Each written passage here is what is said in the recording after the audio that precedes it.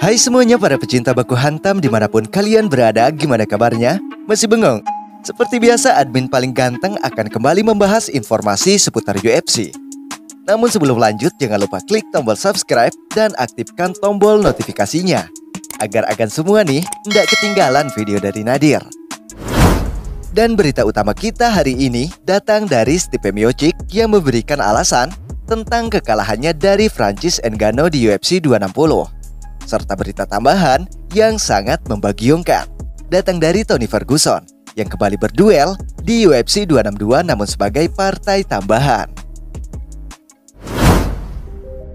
Sebagai seorang mantan pemegang sabuk juara kelas berat di UFC, Stipe Miocic dengan berbesar hati mengakui bahwa dirinya telah tumbang dari Francis Ngannou di UFC 260. Hal itu menurutnya lantaran dirinya telah keluar dari strategi yang sudah ia rencanakan. Miocic yang terkena pukulan keras dari Ngannou dan harus KO pada ronde yang kedua, mengakui bahwa dirinya telah keluar dari strategi yang telah ia rencanakan sebelumnya. Sayangnya, saya keluar dari strategi. Saya yakin dalam kondisi bagus saat menjalani di ronde yang kedua. Saya lihat awalnya memang sesuai rencana. Saya melihat Ngannou sudah mulai ngos-ngosan dan aku mencoba masuk ke pertahanannya begitu saja tanpa perlindungan. Saya tidak dalam kondisi baik untuk menerima pukulan itu. Dia melihat pembukaan serangan dari saya dan kemudian melakukan hal yang pasti dilakukan para petarung hebat, tutur Miocic menjelaskan di akun Instagram miliknya. Kemudian, Miocic pun tak lupa juga mengucapkan selamat kepada The Predator Francis Ngannou. Namun bisa dipastikan, Miocic tak membahas soal keinginannya untuk rematch secara detail. Itu adalah kesalahan saya dan saya menerimanya. Dan saya pastikan itu tidak akan terjadi lagi. Saya hanya ingin mengucapkan selamat kepada Francis Ngannou dan timnya yang sudah mendapatkan kemenangan. Ini adalah malam kalian, nikmati kemenanganmu. Sekarang, saya hanya ingin menikmati waktu bersama keluarga dan bersiap menyambut kehadiran anak kami di pertengahan tahun nanti, ucap Miocic menjelaskan. Jika kita telaah lagi, Stipe Miocic memang benar berada dalam tekanan The Predator pada pertarungannya di UFC 260. Miocic bahkan tak banyak melakukan serangan kepada Francis Ngannou. Setelah di ronde ke-1, Stipe yang terus-terusan dihujani banyak pukulan, ia lalu berusaha lebih agresif di ronde yang kedua. Namun sayang disayang, justru hal itulah yang disukai The Predator. Ngannou melihat ada sedikit celah dan benar saja, satu pukulan keras membuat Stipe harus KO di ronde yang kedua.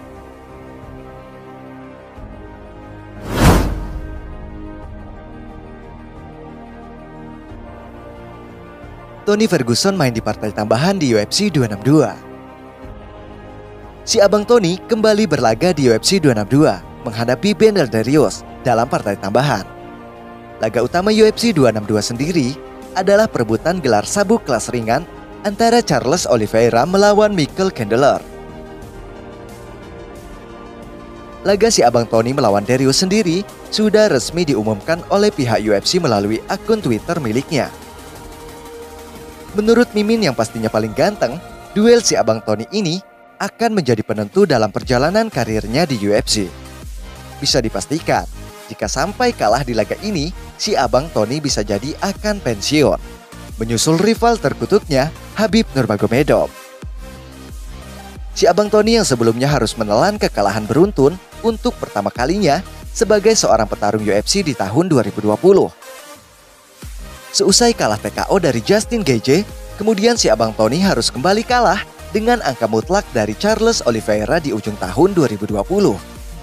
Otomatis, karena dua kekalahan itu, membuat si Abang Tony harus semakin jauh dalam perburuan gelar juara kelas ringan di UFC.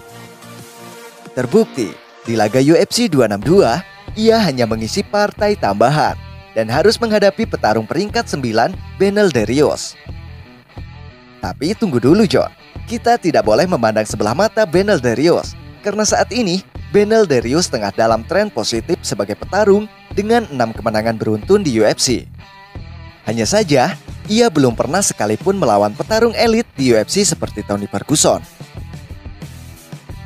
Wajar saja jika pertarungan ini menjadi pertarungan terbesar bagi Dariush selama ia berkarir di dunia berpagu hataman. Dan jika Benel Darius bisa mengalahkan Tony Ferguson, tentu ini menjadi peluang untuknya untuk terus masuk ke jajaran petarung elit di UFC, tepatnya di kelas ringan, John. Dan pastinya menambah rekor buruk Tony Ferguson di sepanjang 3 laga terakhir. Menurut Mimin sendiri, laga ini tak kalah seru dari laga utama UFC 262, karena sudah bisa dipastikan ini adalah laga penentu bagi karir Tony Ferguson.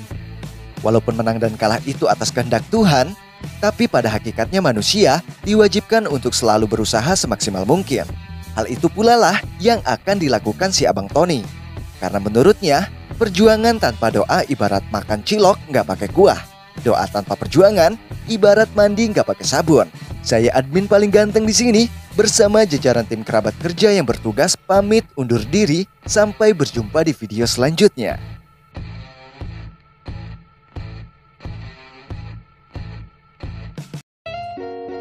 Si Abang Tony kembali berlaga di UFC 262 menghadapi Benel Darius dalam partai tambahan laga utama UFC 262 sendiri Laga utama UFC 262 sendiri adalah perebutan gelar sabuk kelas ringan antara Charles